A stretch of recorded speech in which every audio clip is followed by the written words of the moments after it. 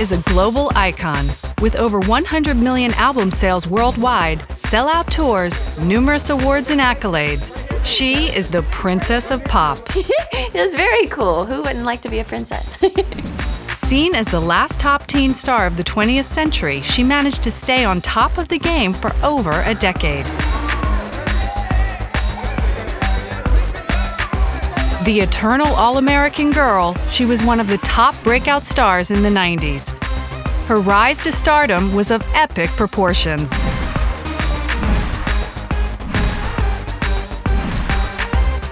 So far, knock on wood, they've been really cool. Yeah, the audience response has been really good. So, with the mega hit albums Hit Me Baby One More Time and Oops, I Did It Again, she established herself as pop royalty. Well, the first album, all the songs I made sure that I could relate to them and everything, and they could come from here. She's sassy, she's sexy, there's still that southern charm that's there, and it's hard not to like her. For years, she fed the scandal-hungry media, and her very loyal fans watched as the Princess of Pop went into meltdown.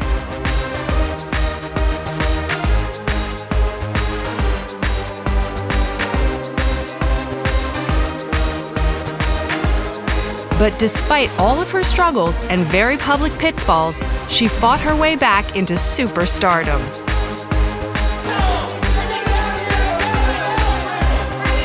Music will always be my heart and my soul because that's me. That's what I've always done since I was a little girl.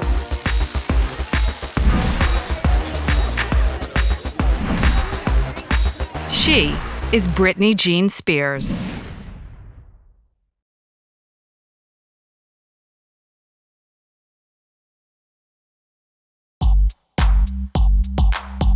The smiley Mouseketeer has grown into a global icon. Loved and idolized all over the planet, Britney has spent her entire life underneath the spotlight.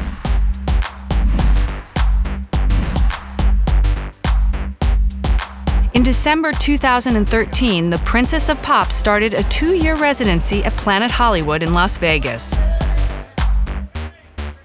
Britney Piece of Me marks a new chapter in the career of Britney Spears. Following the steps of other established stars like Celine Dion and Rod Stewart, Britney is set to flame her career into new heights.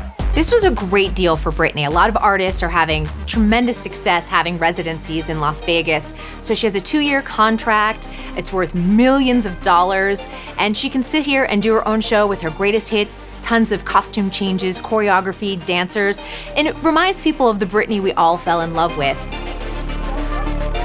Despite her last album being the lowest charting album of her entire career, it doesn't seem to be slowing her down.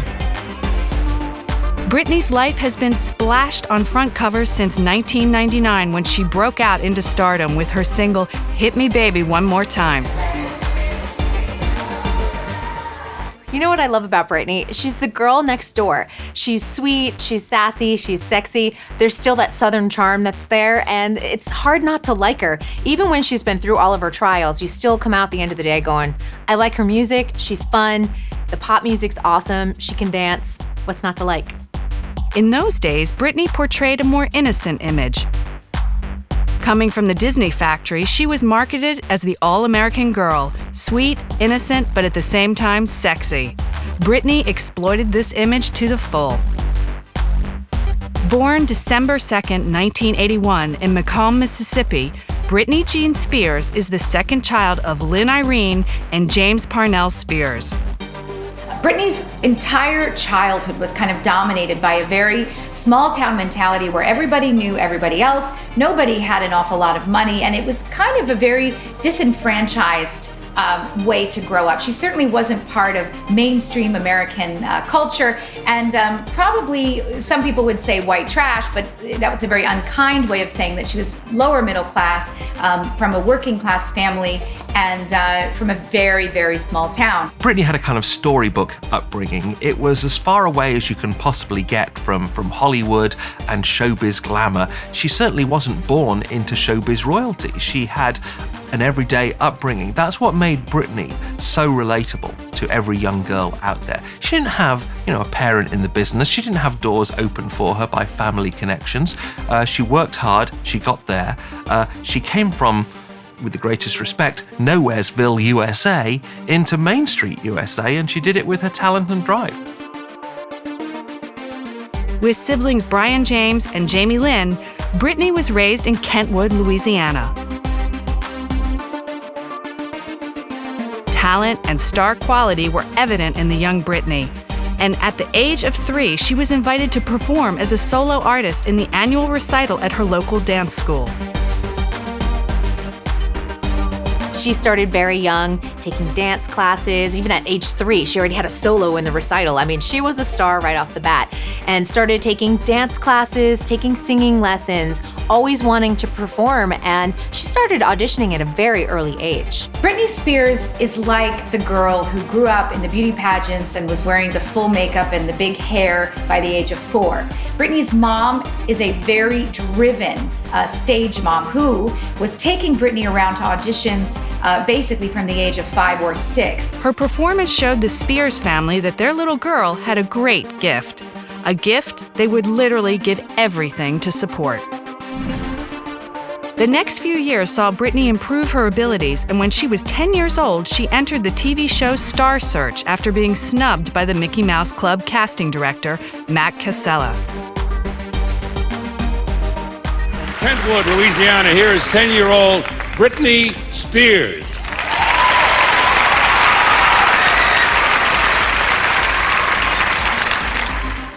The poise, the talent, the confidence. She had it all there. This is one of those clips that we've all seen several times on one of those before they were famous shows.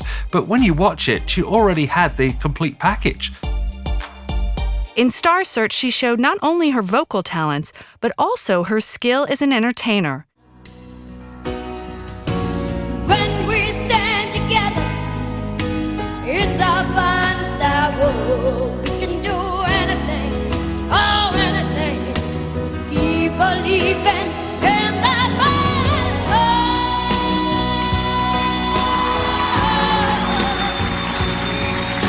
between your heart and mine. Interesting thing is this gave her a greater exposure to other opportunities that are out there. She did an off-Broadway show called Ruthless. She was the understudy and went on quite a bit. She also did a lot of commercials. The rejection from the Mickey Mouse Club first time round must have been crippling.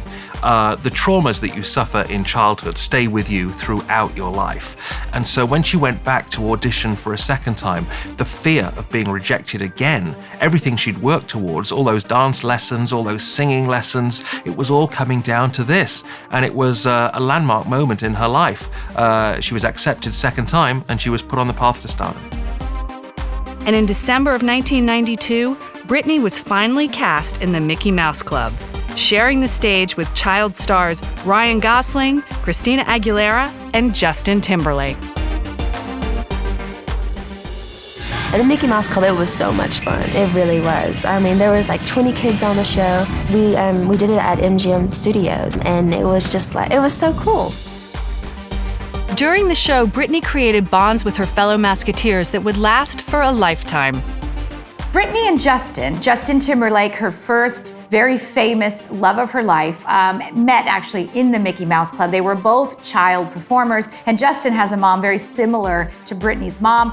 Lynn, very kind of a pushy, stage-driven mom who Justin is absolutely very close with. They both came from small southern towns, and they had a lot in common in their background and their skill set and in their personality, and they were very good friends right from the beginning. You know, Britney and Justin often talked about how they grew up together. They really did. They shared a common background, and they shared a common spotlight and what that's like, that unique feeling of being a child star. They both understood each other very well right from the beginning. Actually, it was JC and Justin from the Mickey Mouse Club. We were on the Mickey Mouse Club together. However, the show would eventually be canceled, and all the Mouseketeers went their separate ways. Britney returned with her mother Lynn to Kentwood, where she enrolled at Park Lane Academy. See, Disney is a fame factory. They take these kids, they polish them up, they make them fully realized showbiz performers. It's like the ultimate academy for entertainment. She went through that. It gave her all the tools so she could do the job when she hit the big time. despite returning to a normal life, Britney had her goals set, and school life was not her priority. The Spears went all out to push Britney's career forward.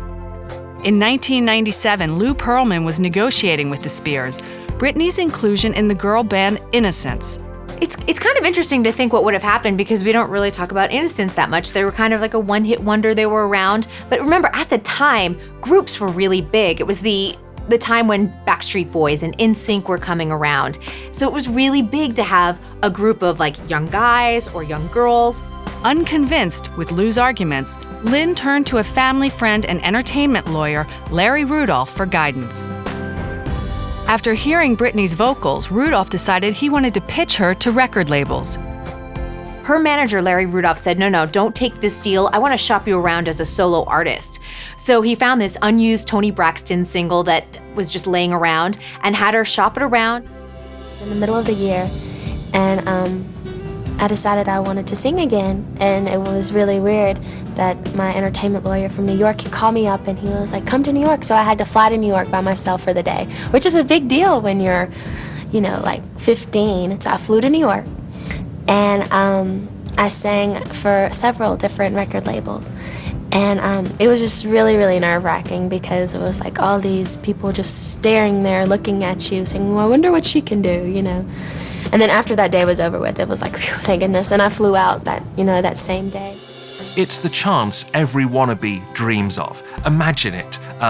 You can sing, you've got the goods, but how can you get to the next level? You've got to get in the room with the people who can make your dream happen. Britney was in that room, she had to deliver, and boy, did she ever. However, the fear of being rejected again, like she was all those years ago with the Mickey Mouse Club, must have been paramount in her mind. Just imagine her going into that audition. It's one of those make or break situations. I think we all face them in life, whether it's a job interview, a marriage proposal. This was the moment that could make or break her. She delivered big time. She was immediately rejected by 3 labels. They stated the public wanted pop groups and not another Madonna. No one was returning calls. 2 weeks after the failed audition, Larry Rudolph received a phone call from Jive Records, who wanted to explore her vocals and highly commercial image. After a second audition for Jive's executives, Britney was signed to the label.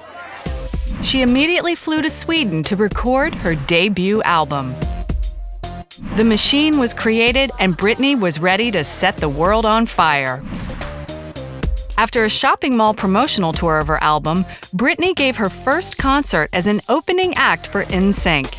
And in January 1999, Britney made history. Ah, Baby One More Time. Now, the record was great. The video was spectacular. You can't imagine them without the other. There was something for everybody there. I mean, who can forget the pigtails, the sexy schoolgirl outfit? Fantastic. So she got the male audience. She got the girl audience who saw her as a role model, a figure to aspire to be like. It was all represented there in the video. The song was great. Couldn't miss. First time out, put her into the stratosphere.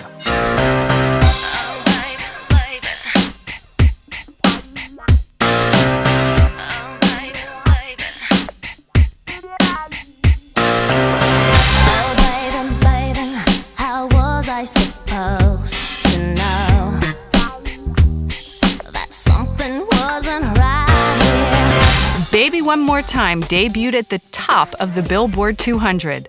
The album sold over 10 million copies worldwide in a year. This was such an iconic song, not only for the time period, but it's the music that really established Britney as a global superstar. Overnight, Britney Spears became an international sensation. The label executives wanted the music video to be animated. However, Britney rejected the idea in favor of a Catholic schoolgirl idea. The video made history, becoming one of the most played music videos of the 20th century. We all go back and look at it. Remember, she's dressed as a schoolgirl. Now, originally they had her shirt, all buttoned up, and it was her idea to tie it up, which makes it sweet, and it also makes it sexy. She had her little pigtails with the little pink feathered scrunchies in it as well. But this is also where we see that Britney can truly dance. She does a ton of choreography in the gym, outside on the playground, in the hallways. Show me how you want it to be. Tell me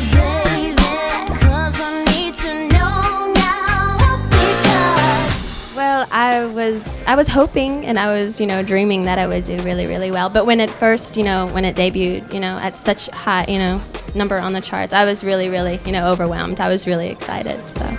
And it really showcases that Britney was more like a Madonna of her era. She's someone that is an all-around performer. The image of a sexy and innocent girl became a synonym of Britney Spears, a label that she exploited thoroughly. I think when Britney's kind of broke out with Hit Me Baby One More Time, and you saw that very provocative, racy video, it was her kind of walking that line between slutty and sexy. And, she was so young and she looked so innocent, and there was a sweetness to her in interviews that she was really forgiven. My loneliness is killing me, and I must confess, I still believe. When I'm not with you, I lose my mind. Give me a sign. Hit me, baby, one more time. But at the same time, she managed to walk that delicate place between going too far and at the same time being sexy. She managed to do it okay at that point, and it was a huge success. After a controversial Rolling Stone magazine cover in April 1999, where she was featured in her underwear holding a Teletubby, Britney publicly announced she was to remain a virgin until marriage. Yes, I am a virgin, and I definitely want to try and have sex till I'm married. I just want to wait for that special someone. Britney Spears is a marketing genius. That Rolling Stone cover had it all. It was straight from the playbook of how to launch a teen star. It was sexually provocative, it was naughty, it was suggestive. It's been done a million times before, it was done a million times in future. All the sort of publicity that Miley Cyrus is getting now is straight out of the Britney Spears playbook. It's what she did, it was the way to do it. The statement would create an even greater buzz around her.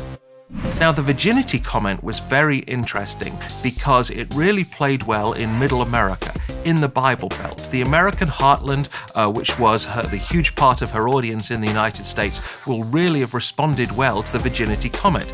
Bit ironic, really. She's selling sex in a video, but she's talking about purity in her interviews. It sparks a national debate. That's a formula that consistently seems to do well with men and across the world. So I think what Britney personified is something that resonated with a lot of young guys, and young girls, of course, wanted to look like her.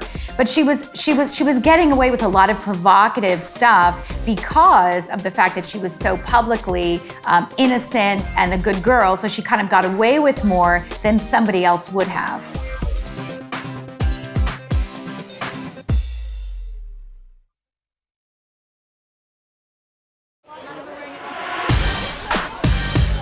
With the release of her second album, Oops, I Did It Again, in 2000, she cemented her position as Princess of Pop. Her second album debuted at #1 and was nominated for Best Pop Vocal Album and Best Female Pop Vocal Performance at the 2000 Grammys. All the songs I made sure that I could relate to them and everything, and they could come from here, and that's the most important thing. And then I can come across when I'm in the studio, and I can have attitude, so it's more me. I did it again. I played with your heart. Got lost in the game. Oh, baby. Left shoulder. What about on the end? We didn't get anything on the end here. After the 2000 VMAs, and after much media speculation, Britney confirmed a relationship between herself and former fellow Musketeer Justin Timberlake. The pop power couple was a perfect combination, and it made headlines all over the globe. Justin, she kisses another man. What are your views on that? Hey, look, man. No, it's just, it is what it is. It's acting. You're gonna feel a pang of jealousy when you're in there? Well, it doesn't make you feel like $1 million. We'll leave it at that. But, you take it for what it's worth. I mean, it's just acting. She's seen me do it, and I'm sure it doesn't make her feel awesome, so. It might be quite a turn on, you never know. I'm not that type of person. The relationship was highly publicized and followed. They were the perfect pop couple. It was the romance that was surely destined to be, and I'm quite sad they broke up. I think if they'd stayed together, they would have been the royal couple of America. Never mind Kate and William. Britney and Justin would have been it. I mean, in Britain we have sort of Posh and Becks. They couldn't even compete with Britney and Justin. It was natural they got together in the first place because they were both performers in the Mickey Mouse Club. And it's like any relationship, really. You look for someone that you've got something in common with, someone who understands you. These two kids were in a very unusual situation. Only the two of them could really understand each other and what they were going through. So they were an emotional crutch, a support. It turned to romance as well. It seemed like the perfect relationship. In 2001, Britney released her third studio album, Britney. Once again, her album debuted at #1 on Billboard 200. The following year, Britney was listed as the world's most powerful celebrity according to Forbes. 2002 also saw Britney embrace another passion of hers, acting. Crossroads is interesting. It was an idea actually conceived by Britney Spears herself.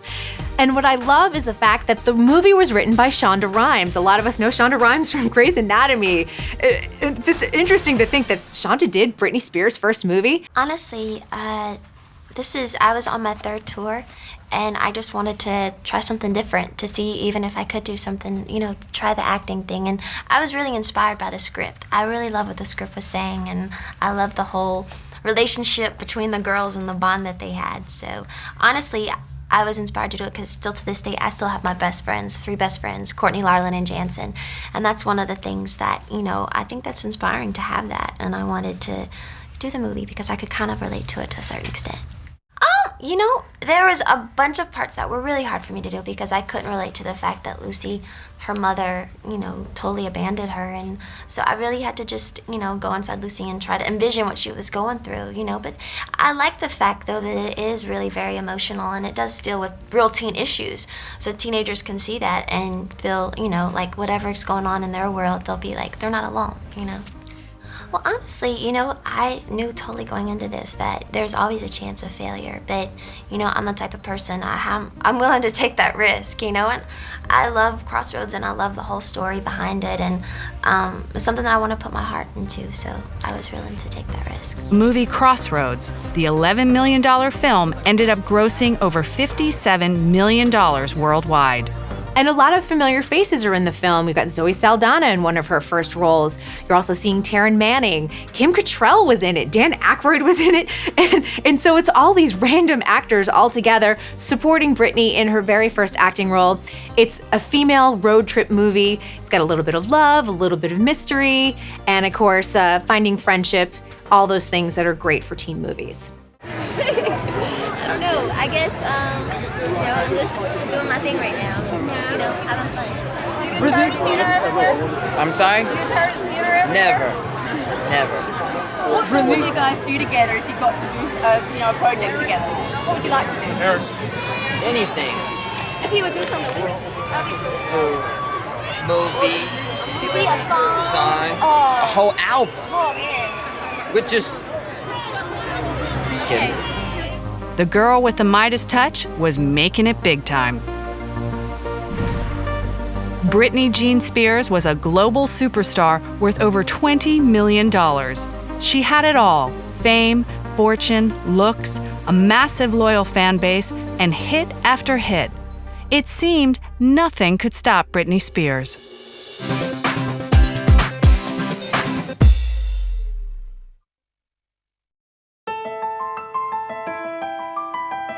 In July 2002, and at her peak, Britney surprisingly announced she was going to take a 6-month break from her career.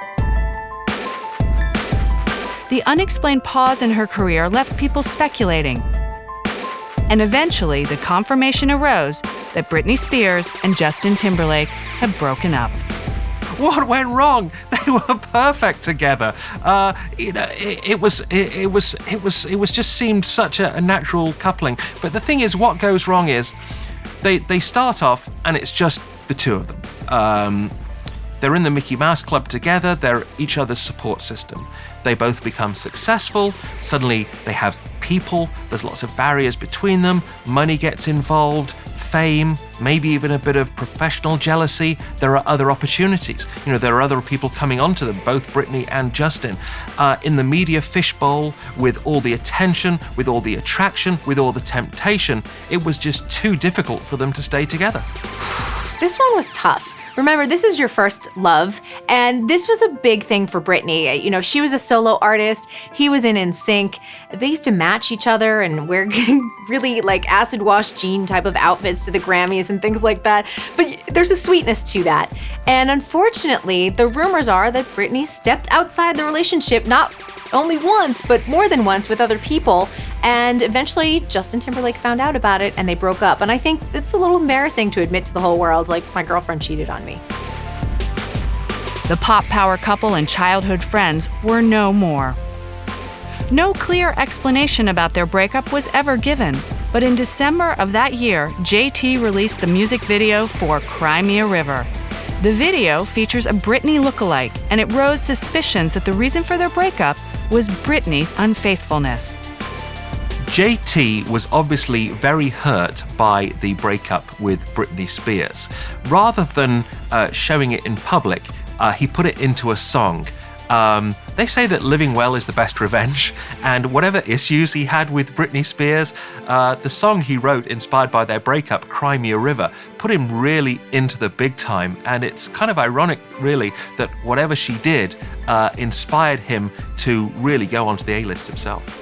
I think music was his way of speaking about it, and after he left NSYNC and did his solo career, this was a great opportunity to just sort of get his thoughts out and get it out there in the public.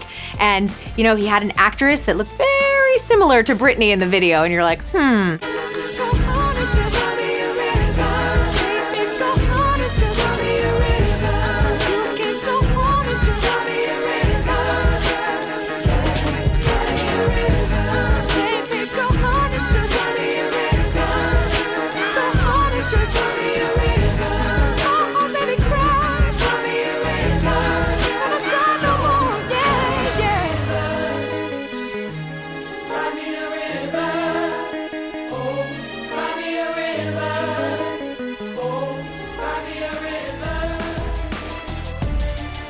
Despite the rumors, Justin never spoke about the reason of their breakup. Said, if there's ever a moment where you ever need me, you can rest assured that I will be there, because I love you as a person, and I will always love you. No matter what we say at this point, people are going to speculate things, and I could really get myself in a horrible position if I was to say something and somebody misinterpret it, because that happens all the time. And I promised to her that I wouldn't say specifically why we broke up. Well, for Britney and Justin, it's a lot has been reported, but the most plausible of all the rumors is the fact that Britney cheated on Justin Timberlake while they were together. In fact, Justin wrote a song about this. He had a video where it was very obvious what was happening with a Britney lookalike. There were lots of rumors about who Britney had cheated on Justin with, but the most common one was an actual mutual friend of theirs who was Britney's choreographer. The rumor is that it was Wade Robson, who was a well-known choreographer not only for NSYNC, but Backstreet Boys and Britney at that time, and he worked with Michael Jackson years ago, too. That was probably the most likely candidate. All that to say, Justin was obviously devastated and broke up with Britney because of this incident, and Britney her downward spiral really can be traced back to that point. In response to that song, Britney wrote the ballad Every Time, which became one of the big hits of her next album. Please forgive me. My weakness caused you pain, and the 6 months of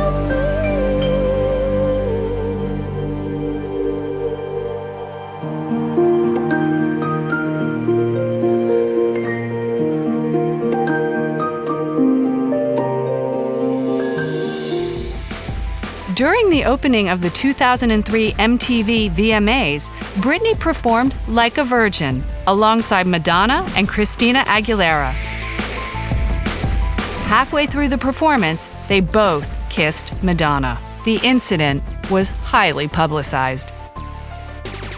There's no question in my mind whatsoever that Madonna used Britney at the MTV Awards for publicity for herself. You know, Madonna was the one singing, Britney was there to support her, and by kissing her in such a lingering fashion, I think at that point both women were trying to get in the headlines. You know, there have been some great moments in the history of television.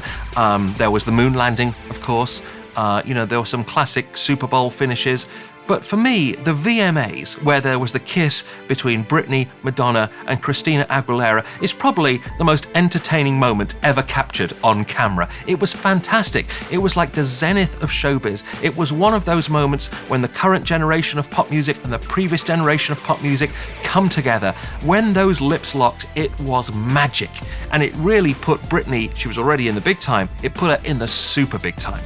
It was almost like a handing of the torch, if you will. Madonna, the previous pop queen, she kisses Britney before she kisses Christina Aguilera. It's like, I have anointed you. Carry on, darling. You can take it from here.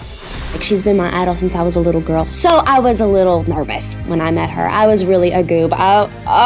So embarrassed. I can't believe, normally I'm really cool when I meet people. I know she was like, she is a dork. I was so embarrassed. If I could take that back, I totally would. But no, she had me starstruck. Her fourth studio album, In the Zone, was released in November 2003. In this album, Britney had more creative control by writing most of the tracks. Honestly, think the fact that, I took a year to do it and I just really took my time on each song and really got inside my own head with this album and, took my time with it to do it right. And I think that in itself is the growth and, maybe not personally I've matured, but I know my work has matured. Hit singles like Every Time, Outrageous, and the collaboration with Madonna, Me Against the Music, came from this album. Another top track was Toxic, which gave Britney the Grammy for Best Dance Recording.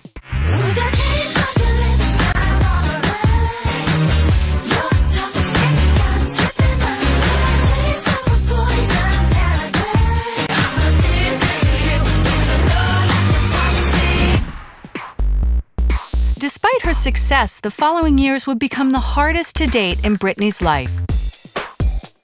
In the beginning of 2004, Britney Spears pulled one of her most shocking stunts. While in Las Vegas, Britney and a childhood friend, Jason Allen Alexander, tied the knot in a shotgun wedding at the Little White Wedding Chapel. This was crazy. This was New Year's 2004. Britney went with Jason Allen Alexander, an old friend from Kentwood, Louisiana. She called him up and said, hey, why don't you come to Vegas with me? They went, they had hooked up. They were never really boyfriend and girlfriend. And they thought, wouldn't it be fun after a few drinks to go get married? And they went to the Little White Wedding Chapel in Las Vegas and got married. It lasted 55 hours, which definitely beats the Kardashians. She just couldn't do something and hope she could get away with it or a bit of a laugh. The whole world was following her every move. And when she decides to marry this childhood sweetheart in one of those weird decisions, the world went crazy. I remember getting the call. I was working for a British national newspaper at the time, and my first reaction was, she did what now? And so we were straight over that story. And then suddenly, the lawyers were involved. They were thinking, oh, how can we annul this marriage sort of very quickly? No one really took it seriously. It was probably the first indication that we got that Britney Spears was completely unraveling. The wedding made headlines all over the globe, causing a media frenzy like no other. The wedding was annulled within 55 hours, and the news continued for weeks after. Yeah, when Britney married Jason Alexander, the whole world reacted in shock because we didn't know who he was. I mean, we didn't even know she'd been dating this guy. What's interesting about that is, Jason is from the same small town in Louisiana that Britney is, a town of 2,600 people. And that's what people in small towns do. They marry some guy they went to school with when they were little kids. And I think when Britney married Jason, first of all, she was rebounding from a very messy breakup with Justin Timberlake. I think she wanted to be the first one to move on very publicly. And that was a big motivation for getting married so hastily. But it was one of those things when they got home, people were freaking out because they didn't have a prenuptial agreement in place, and she's worth a fortune and he's just a local boy. And it was one of those things they had to go and they had to get it annulled. Now, Jason Allen Alexander swears he didn't make any money off of it, but there's a rumor that he was paid off a little bit to go away. And we was looking at each other and we was like, let's go do something wild and crazy and let's go get married just for the, you know. But that wasn't the only wedding Britney would see in 2004. Only a few months later, Britney became engaged to one of her own backup dancers, Kevin Federline. The romance received intense attention since Federline had broken up with his former girlfriend, who was pregnant with their second child at the time. Well, Kevin Federline was a backup dancer for Britney on her Onyx Hotel tour. Interestingly, he'd also been a backup dancer for Justin Timberlake and NSYNC. And, you know, when you're Britney Spears, who are you going to meet? It's not like you can sort of go to a bar and meet a guy. It's not like you can enroll in sort of online dating and put your profile up. And also, you're living in a fishbowl. There's thousands of people outside your hotel. The only people you're ever going to meet are those in your inner circle, are the ones who work on your show. You know, an agent, a manager, a backup dancer. The couple was heavily featured in reality show Britney and Kevin Chaotic, and they got married that year. Well, Kevin Federline is like a lot of kind of non-famous, non-successful people who end up with very, very famous rich women. You know, Kevin was Britney's employee. He was a backup dancer who she paid to be on stage with her. You see this happening a lot with very powerful, successful women who like to be in control, like Madonna. But, you know, with Kevin Federline, I think for him it was like winning the lottery. You know, all of a sudden his boss, who's a superstar, kind of noticed him, took him to her bed, and all of a sudden he was promoted to boyfriend. So for him, I'm sure it was very heady. He went from flying in economy to flying on the private jet with Britney virtually overnight. What's significant to me about the Kevin and Britney relationship is how fast everything happened. You know, within weeks, she was talking about marriage. Within months, you know, she was proposing to him, saying, let's get married, before, you know, he actually officially proposed to her. There was a desperation about it to kind of get over the Justin thing, get over the Jason disastrous, short-lived marriage, to show that she was really grown up. There was nothing calm or rational about any of that. In October that year, Britney announced that she was going to take a break from her career to start a family. After that announcement, a few albums with greatest hits and remixes were released with some success. In 2005, Britney became a mom after giving birth to Sean Preston Federline. In early 2006, the paparazzi photographed Britney Spears driving with her son on her lap without a seatbelt instead of a car seat. At one point, she was seen with him on her lap while she's driving, and he's not in a car seat, he's not buckled in or anything else like that. I mean, I don't think that's anything we've seen since, 1950 something. But, you know, people were really upset by this because if something had happened, you know, her son could have really been injured, but she said, I was in a situation, I had to get in the car quickly, the paparazzi were chasing me, and I just felt the need to keep my son as safe as possible. Not sure that was the way to do it, but she took a lot of heat for that. The pictures provoked anger and outrage amongst the family associations and child protection agencies. Now, as a new mom, you want to do as best as possible, and sometimes these things happen, so I just think it really shook her to the core. She's a very active soccer mom. Her kids, you see them up there on the soccer field, and Britney's right there alongside, cheering and clapping for them. Sean Preston was born in 2005, and Jaden James was born in 2006. They're only a year apart, almost to the day. And, you know, even with some of the troubles that she's had, she's always been concerned about her kids, and they're her number one priority. Also that year, Britney gave birth to a second child, Jaden James Federline, and only a few months later, she filed for divorce, citing irreconcilable differences. You could just see in the way they spoke to each other and looked at each other at first that they were very much sort of into each other. But I think Kevin Federline had another goal, and that was fame. Yes, he sort of really liked Britney, but then he really liked the media spotlight as well. And he started to develop his own rap career. He was starting to get his own 15 minutes of fame, and he was looking beyond Britney and very much in the mirror and towards his future as well. And that was the start of the trouble. They agreed to shared custody of their children. Britney's career had been so full and successful up until that point, but was now being overshadowed by her personal scandals. But the worst was yet to come.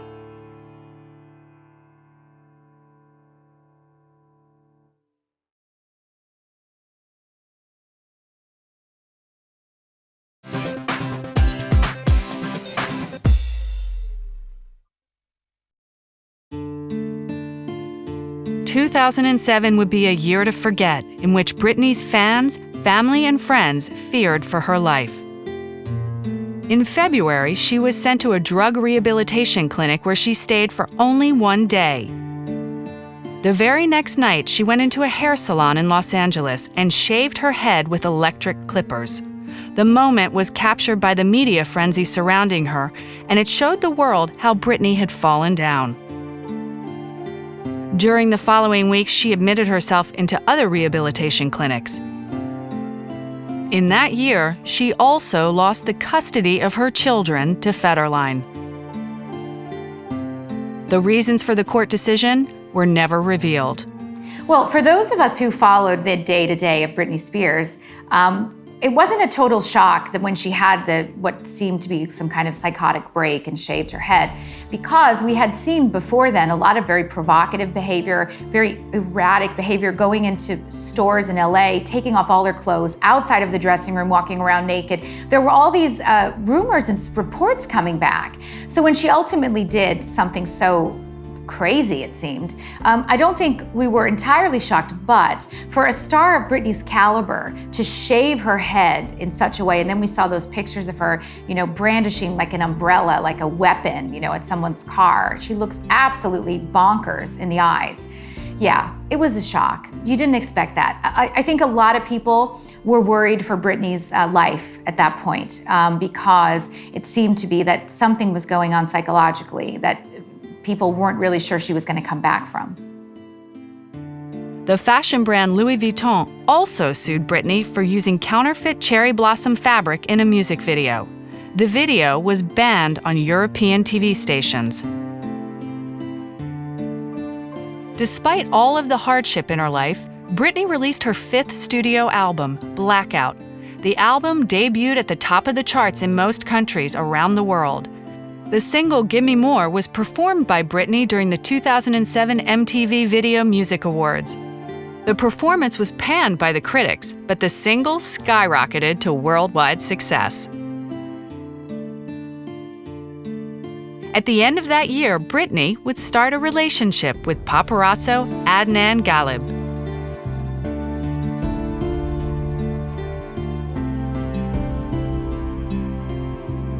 2007 was a nightmare year for Britney, and 2008 wouldn't be much better.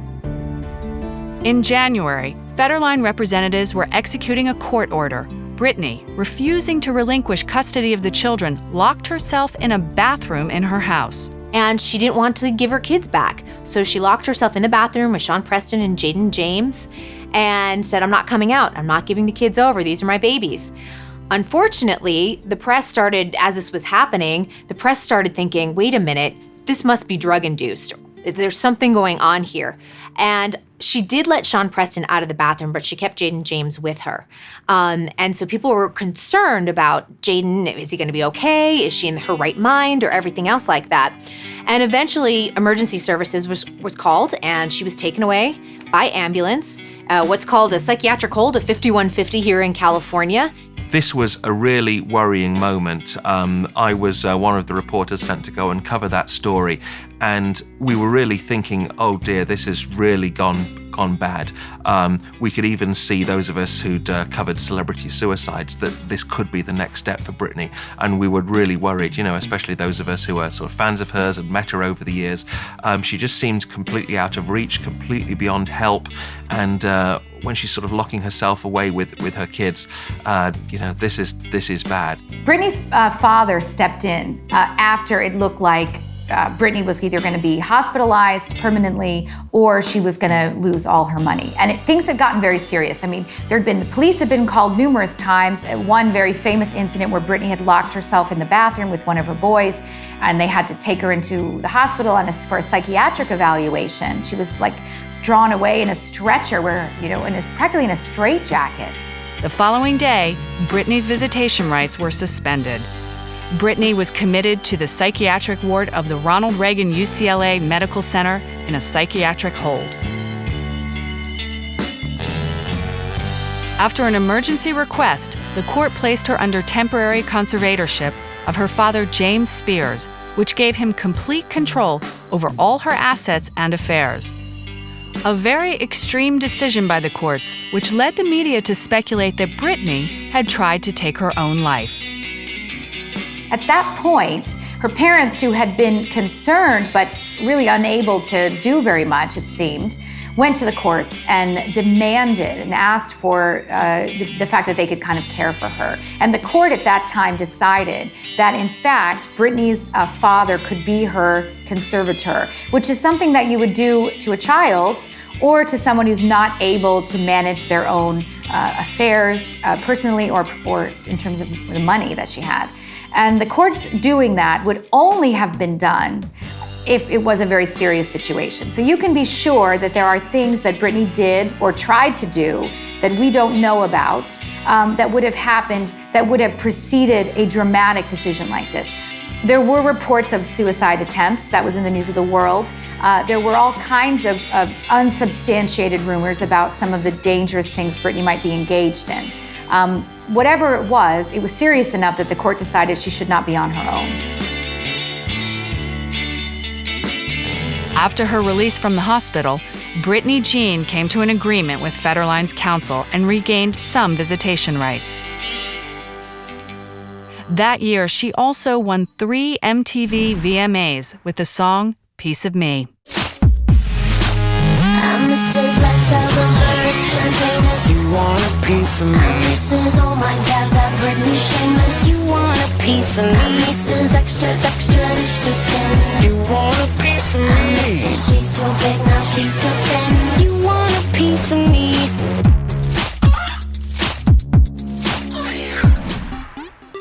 In December 2008, she released her 6th album, Circus. Britney became the youngest female artist to have 5 albums debut at #1 and got a place in the Guinness Book of World Records.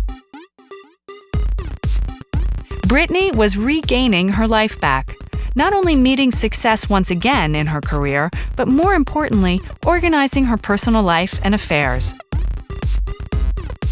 And with the kind of structure she has right now, she's doing well. But if that's removed, it's not clear that she would continue to do well. And bear in mind, there's more than $100 million at stake. Britney has a huge fortune and a huge earning power. There's an awful lot of money at stake, and you can be sure that there are lots of people surrounding Britney who want to make sure she doesn't lose what she has.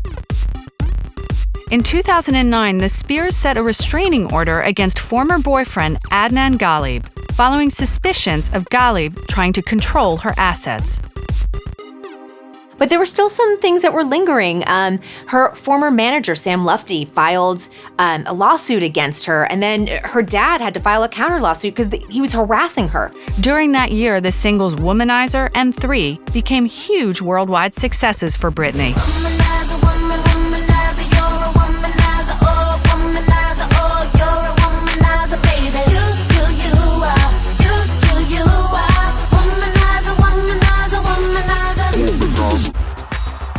Britney was getting stronger and stronger in all aspects of her life.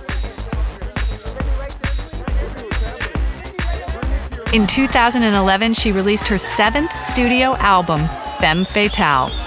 The singles Hold It Against Me, Until the World Ends were among the successes of that album. This is fantastic because you get glimpses of the old Britney. You get the choreography. You get, she's really fit. She looks sexy, but she's really owning that she's a woman. She's a mom now. So it's not her like crawling around on the floor, but it's her being sexy in her own way.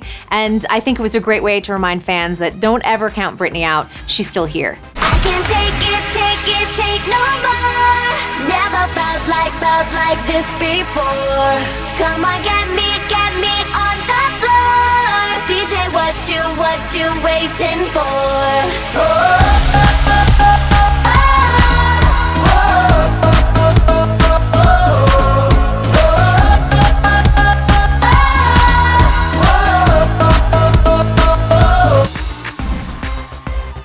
In 2012, Britney was hired as a judge for the second season of the American version of The X Factor. Her participation was funny, as instead of being the sweet judge everyone was expecting, Britney was fair and sometimes even ruthless.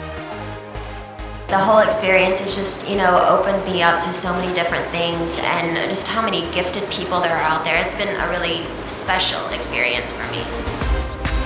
After the successful participation in The X Factor, Britney began working on her 8th studio album, Britney Jean, and enlisted Will.i.am as an executive producer. The album was released through RCA Records due to the disbandment of Jive Records. This album was the last of her original contract. The album had little impact, and it's to this date the least successful album of her career. The album's release coincided with the announcement of the much-anticipated Las Vegas residency at Planet Hollywood. Britney's shows started in December 2013, and she will perform 100 dates for her adoring fans. If you're a fan of Britney, you should go check out her show at Planet Hollywood because it really gives you an idea of she's had a really nice career. She hit the scene in 1999 and here we are over a decade later and she's still relevant. And people love her music, they love watching her dance, and there's still a sweetness to her.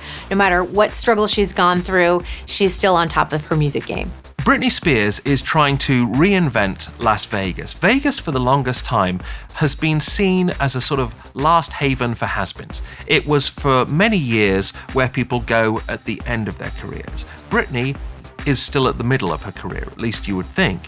Vegas is trying to attract a much younger audience. Britney Spears is in the epicenter of that. She's the only young star who headlines her own Vegas show. And I wish her all the best with that. It's certainly part of a marketing strategy for Vegas to bring the young people in. Despite all of her struggles and personal battles, Britney managed to not only get her career back, but also her own life. She remains to this day a global icon for her millions of fans who stood by her side in the darkest hours of her life. In January 2014, Britney won the award for Favorite Pop Artist at the 40th People's Choice Awards, a prize that recognizes the love of her fans for her life, career, and recovery.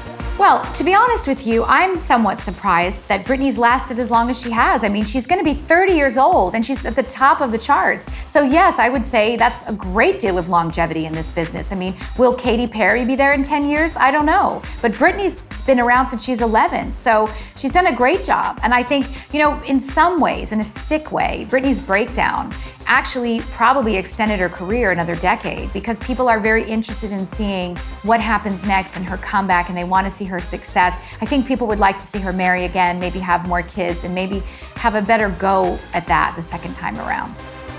Britney has already made music and television history once before, and she's getting ready to do it all over again. Britney Spears has been a total icon. She represents bubblegum pop, teen idoldom, sexuality, controversy, drama. In a way, we've all of us grown up with Britney Spears. We saw her as the pigtailed girl in the schoolgirl outfit. Then we saw the girl in psychiatric lockdown having real mental problems. We saw the girl with the shaved head. Her life has been a soap opera, and I think there's plenty more episodes to come. This is my prediction for Britney. She's got a 2-year contract. She's performing. every month at Planet Hollywood. But I feel like for a while, this is gonna be her swan song for now. I think she wants to move back to Louisiana. I feel like she wants to raise her kids. She's in a relationship right now. Maybe she'll get married and have another baby. But I think she wants to step out of the limelight for a little while and just be a regular mom and just be a regular person. I think that's something that she really longs for. And I think she'll come back eventually, but I think maybe she'll take 5 years off or something. Everybody likes to see a comeback. And you know, Britney Spears was down, but she wasn't out. She got some help. She has a new boyfriend. She's got her parents supporting her. You know, I think everyone would like to see Britney back to where she was before. You know, she's back in shape. We've seen her, you know, really reclaim her fitness and her body. And I think everyone would like to see her happy. We want to see her succeed. We want to see her back to where she was. We want to see all those horrible years put behind her. And as Britney approaches her 30th birthday, it would be great to see this as a new decade, a new beginning, and really kind of a return to normalcy for a very, very public figure. Despite all, Britney Jean Spears remains to this day the princess of pop. You know, who doesn't love Britney, bitch?